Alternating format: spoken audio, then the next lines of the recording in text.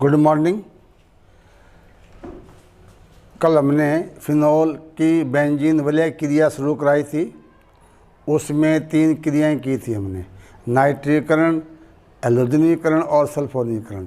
चौथी क्रिया है फ्रीडेल क्राफ्ट अभिक्रिया।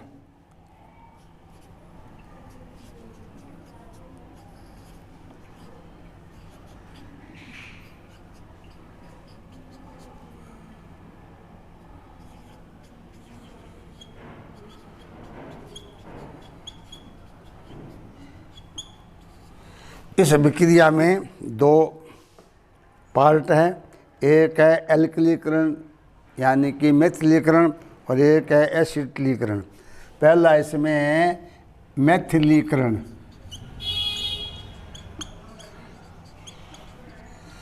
इसको एल्कलीकरण बोल देते हैं क्योंकि एल्किल समूह का जुड़ना है। एल्कलीकरण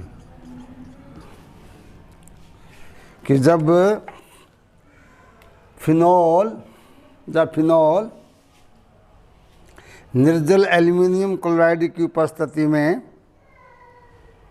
मेथिल क्लोराइड के साथ क्रिया करता है तो आर्थो और पैरा क्रिस्टोल बनते हैं।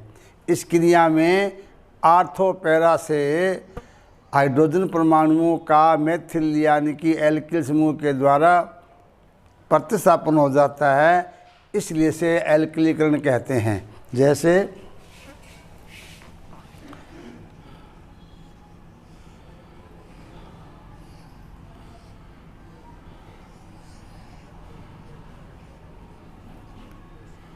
प्लस CH3Cl उत्प्रेरक में लेते हैं निर्जल एल्युमिनियम क्लोराइड तो आर्थो पैरा क्रिस्टोल प्राप्त होते हैं।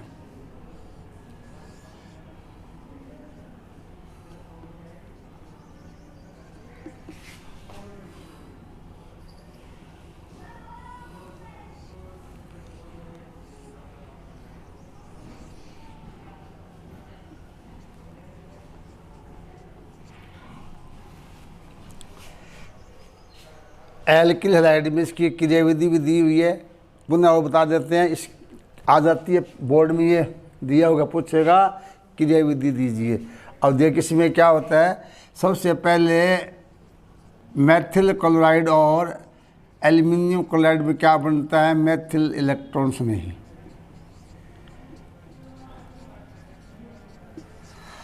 अब ये फिनोल की बेंजीन विलय पर आक्रमण करता है।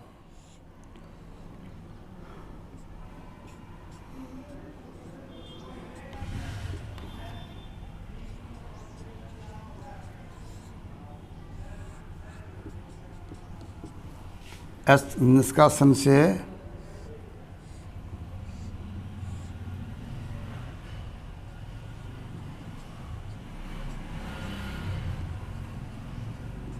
आर्थो और पैरा बनते हैं।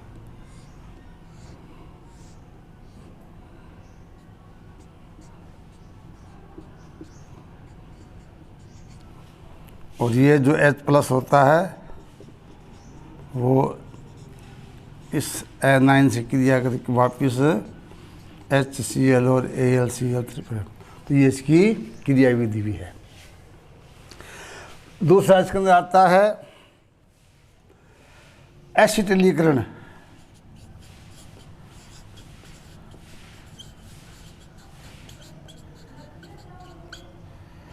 यानी कि CH3CO समूह का जुड़ना कि जब फिनोल निर्जल एल्युमिनियम क्लोराइड की उपस्थिति में एसिटिल क्लोराइड से क्रिया करता है तो इसकी आर्थो और पैरा स्थिति पर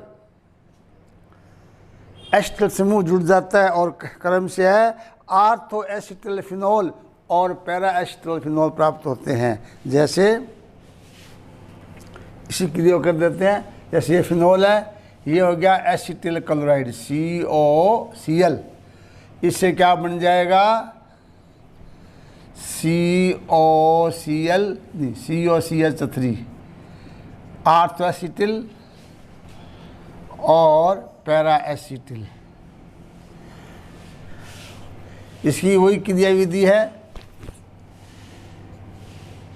सबसे पहले एसिटिल क्लोराइड और निर्जल AlCl3 में एसिटिल आयन बनता है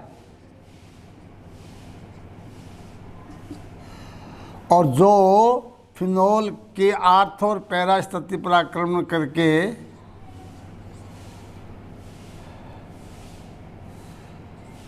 आर्थो एसिटिल फिनोल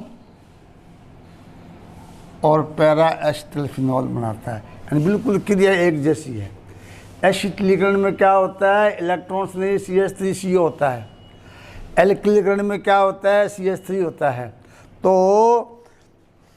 फिनोल जब निर्जल एल्युमिनियम क्लोराइड की उपस्थिति में मेथिल क्लोराइड से क्रिया करता है तो आर्थो और पैरा क्रिसोल बनाता है, जबकि एसिटिल क्लोराइड से क्रिया करके आर्थो और पैरा एसिटिल फिनोल बनाता है।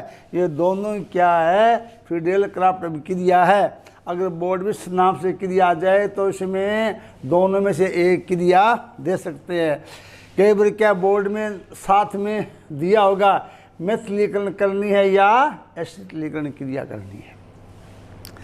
अब इसमें एक पार्ट 5वां है फ्रीज पुनर्विन्यास। फ्रीज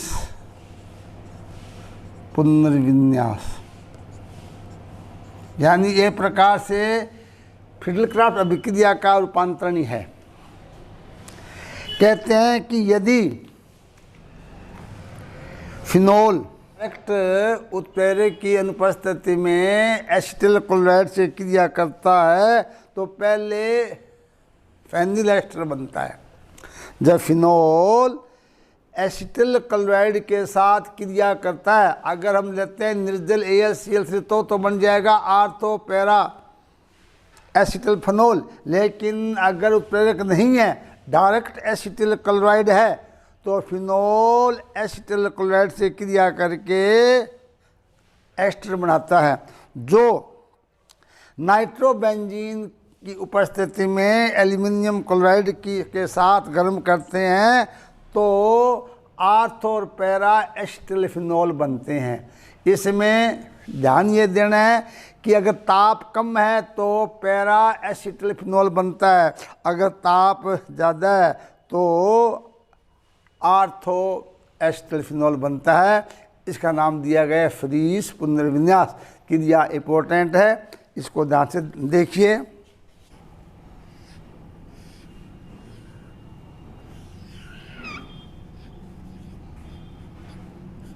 एसिटिल क्लोराइड, तो इसमें O समूह का HCl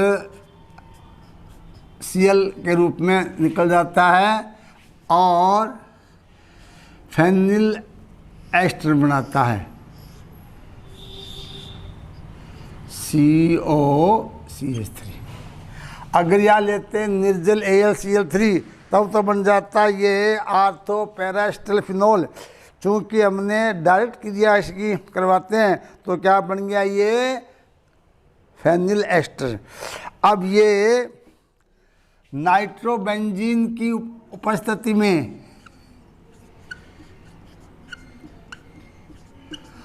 और एल्युमिनियम क्लोराइड की उपस्थिति में क्रिया करता है तो इसमें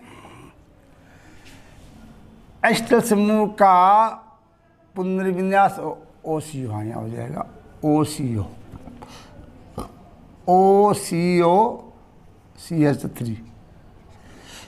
ये है फेनिल एस्टर।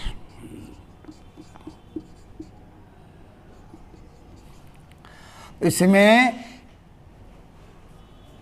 CH3CO का पुनर्विन्यास होता है और आर्थो और पैरा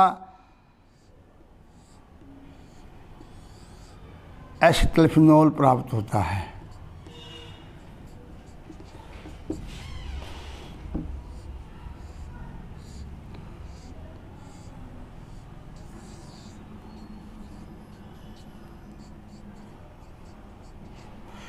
ये कम ताप पर प्राप्त होता है और ये अधिक ताप पर। IIT वगैरह में आ जाता है या JEE में। तो ये इम्पोर्टेंट क्रिया है। फिर सुन लीजिए, फ्रीज पुनर्विन्यास क्रिया में फिनोल एसिटिल क्लोराइड से क्रिया करके फेनिल एस्टर बनाता है। जो नाइट्रोबेंजीन और AlCl3 की उपस्थिति में गर्म किया जाता है तो पुनर्विन्यास के द्वारा आर्थो और पैरा हाइड्रोक्सी एस्टोफिनोन प्राप्त होते हैं, जिसमें पैरा हाइड्रोक्सी एस्टोफिनोन की मात्रा अधिक प्राप्त होती है अगर ताप कम है, अगर ज़्यादा है तो आर्थो समायु अधिक बनता है। इसे क्या बोलते हैं? फ्रीज पुनर्विन्यास।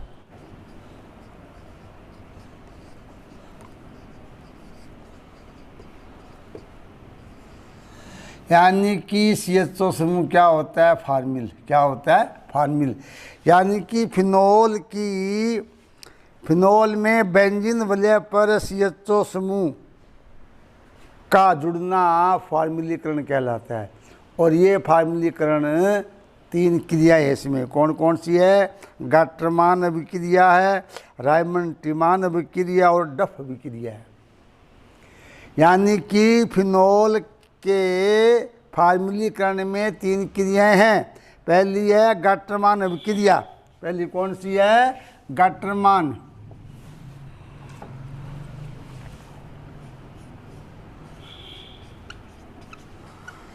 गाटरमान अभिक्रिया।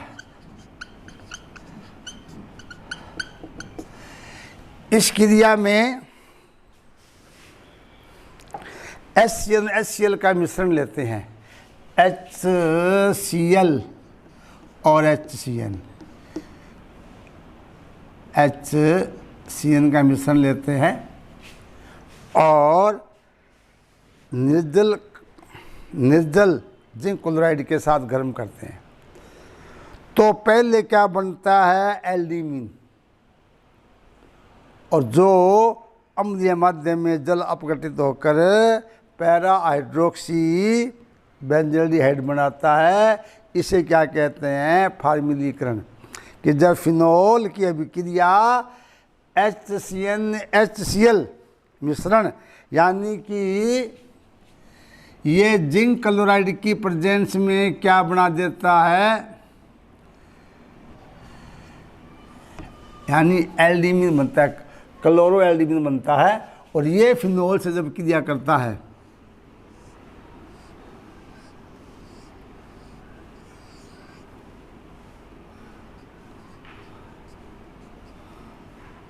ClCH डबल बॉन्ड NH, तो ये पैरा स्थिति पर एल्डिमीन बनाता है।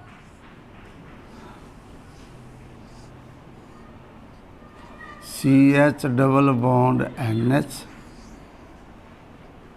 और जिसका अम्लीय माध्यम की प्रेजेंस में जल अपघटन करते हैं तो पैरा हाइड्रोक्सी बेंजल्डिहाइड प्राप्त होता है।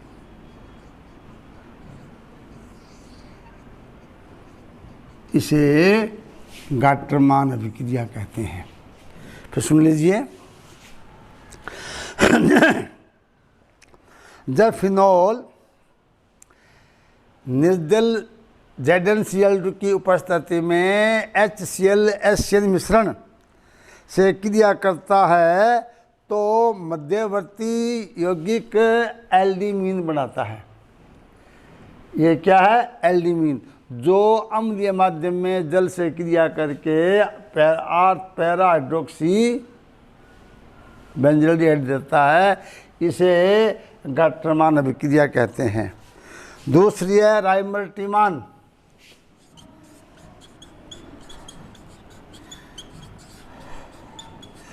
अब राइमर्टिमान में फार्मिलीकरण भी और कार्बोक्सिलीकरण। तो आपको अगर राइमर्टिमान क्रिया आती है तो दोनों में से कोई क्रिया दे सकते हैं। आगे लिखा होगा फार्मिलीकरण है कि कार्बोक्सिलीकरण है। तो राइमर्टिमान फार्मिलीकरण में क्या होता है कि जब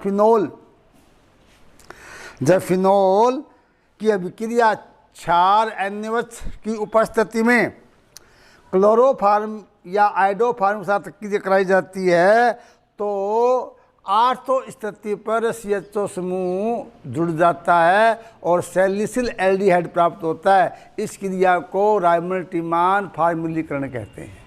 फिर सुन लीजिए, जब फिनोल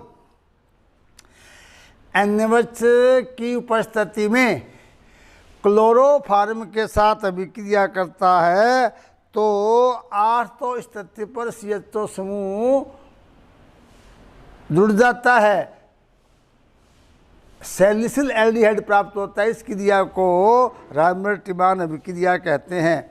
यह क्रिया पीछे आई हुई है, क्लोरोफार्म वाले चैप्टर में है, एल्किल हैलाइड में क्रिया कराई आपको। ये फिनोल है प्लस ये क्लोरोफार्म या आइडोफार्म ले सकते हैं, 3NaOH या KOH ले सकते हैं, 4 होना चाहिए। जब गर्म करेंगे तो 8 स्थिति का हाइड्रोजन CHO द्वारा प्रतिस्थापित हो जाएगा, CHO।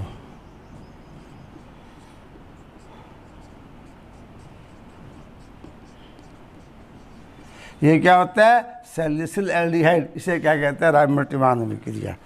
तीसरी है डफ अभिक्रिया।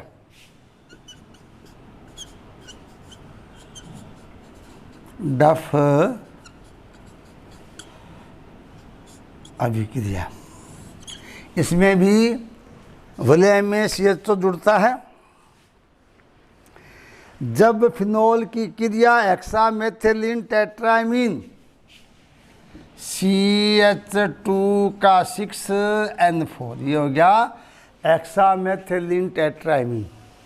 फिनोल हेक्सामेथिलीन टेट्रामीन और बोरिक अम्ल के साथ ग्लिसरॉल की उपस्थिति में क्रिया करता है तो सैलिसिल एल्डिहाइड बनता है। इस क्रिया को डफ अभिक्रिया कहते हैं। देखिए इसमें ये क्रिया इसकी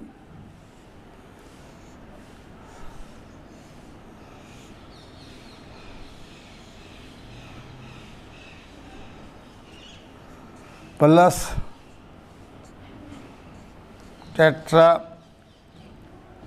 हेक्सामेथिलीन टेट्रामीन ग्लिसरॉल बोरिक अम्ल H3BO3 और ग्लिसरॉल C3H8O3। तो इसमें मध्यवर्ती स्पीशीज ये बनती है। इसमें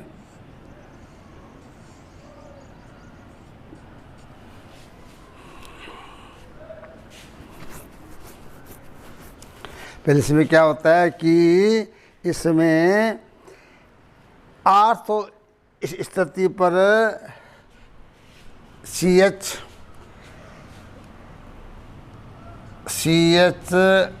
डबल बॉन्ड NCH3 समूह उपस्थित जुड़ जाता है। जब फिनोल ग्लिसरॉल और बोरिक अम्ल की प्रेजेंस में हेक्सामेथिलीन टेट्रामीन से क्रिया करता है तो मध्यवर्ती यौगिक बनाता है एक, और जिसके अम्लीय जल अपघटन से क्या प्राप्त होता है? Salicyl aldehyde.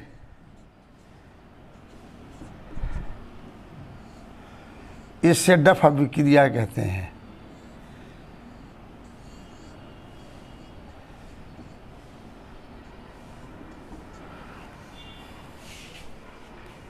तो ये 3 क्रिया क्या है? फॉर्म्युलीकरण की है। 7वीं क्रिया इसकी आती है कार्बोक्सिलीकरण।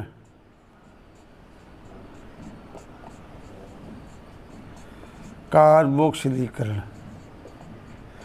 इसमें भी 2 क्रिया है, यानी कि फिनोल में 8 स्थिति पर COOH समूह का जुड़ना क्या कहलाता है? कार्बोक्सिलीकरण। इसमें भी 2 क्रिया है। एक तो वही राइमल्टीमान अभिक्रिया, जैसे ये रही राइमल्टीमान। अंतर क्या है? यहाँ क्या लेंगे अब? Carbon tetrachloride. जैसे देखिए इसमें पहली है राइमल्टीमान,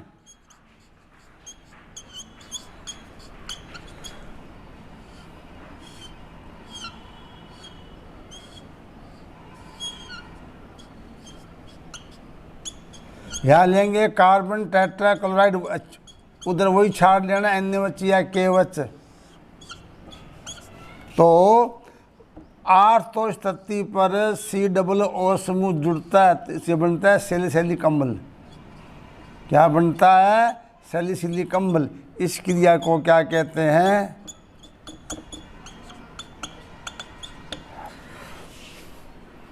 रायमंड-टीमान कार्बोक्सिलीकरण। तो फिर सुन लीजिए, फिनोल की बेंजीन वलय में COOH यानी कि कार्बोक्सिलिक समूह का जुड़ना क्या कहलाता है? कार्बोक्सिलीकरण। और ये फिनोल की दो क्रिया है, एक तो है रायमंड-टीमान अभिक्रिया और एक है कोल्बे-सिमट अभिक्रिया या कोल्बे अभिक्रिया। कोल्बे अभिक्रिया में क्या होता है? जब फिनोल NaOH के साथ क्रिया करता है तो सोडियम फिनोक्साइड बनाता है, जिसको CO2 के साथ उच्च दाब पर गर्म करते हैं तो सोडियम, तो उसमें क्या उसमें बनता है? मध्यवर्ती यौगिक सोडियम का लवण बनता है, और जिसे जल के साथ उबालने पर क्या बनता है? सैलिसिलिक अम्ल। देखिए कैसे क्या करता है NaOH के साथ,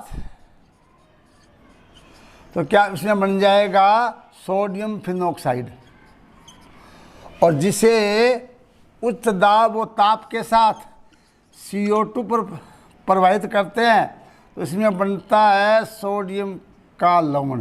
क्या बनता है? सोडियम का लवण, और जिसे उबालने पर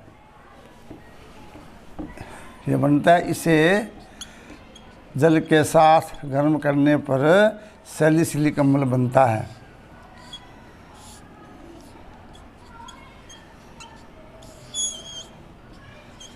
इस क्रिया को क्या कहते हैं? कोल्बे-सिमट अभिक्रिया। इस प्रकार यह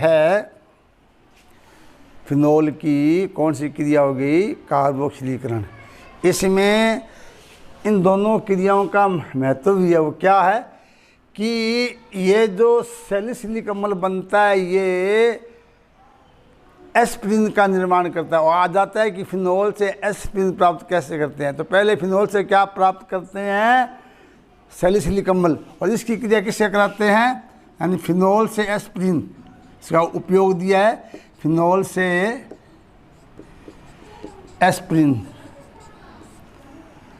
तो इसमें क्या होता है? अच्छा क्वेश्चन है, पूछ सकते हैं। पहले फिनोल से क्या बनाएंगे? सैलिसिलिक अम्ल।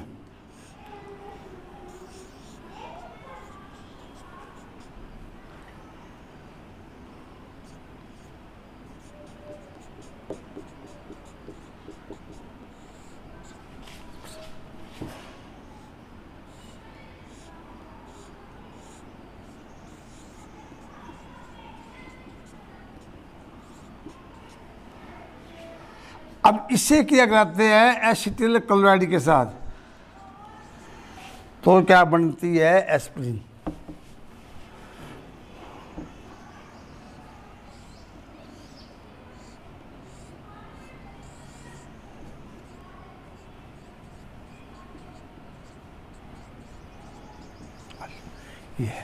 ये क्या है? एस्पिरिन, जो आपको दैनिक जीवन में रसायन पाठ में कराई। कौन सी औषधि है ये? दर्द निवारक, पीड़ाहारी। कौन सी है? पीड़ाहारी औषधि है। और ये सर दर्द होने पर यूज़ की जाती है। और ये बताया कि एस्पिरिन को कभी खाली पेट यूज़ नहीं करते, क्योंकि खाली पेट लेने से ये आमाशय में क्या बनाती है? सक्सिनिक अम्ल। और वो क्या करता है? आमाशय को जख्म कर देता है। इसलिए हमेशा भी जो एस्पिरिन डिस्प्रिन के रूप में लेते हैं उससे हमेशा खाली पेट नहीं लेते। उसके बाद में आता है ये सातवीं क्रिया होगी, वो जिंक चूर्ण से गर्म करने क्या प्राप्त होगी? बेंजीन।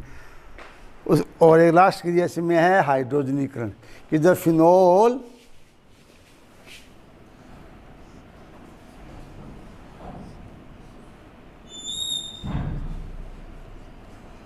निकल की उपस्थिति में H2 के साथ क्रिया करता है तो साइक्लोहेक्सेनॉल बनता है। बॉन्ड हट जाइए, बन गया साइक्लोहेक्सेनॉल। ये क्रिया थी फिनोल में बेंजीन विलय की। लास्ट क्रिया है संघनन अभिक्रिया। ये आपको कल करेंगे। आज का एपिसोड यहाँ तक। Thank you.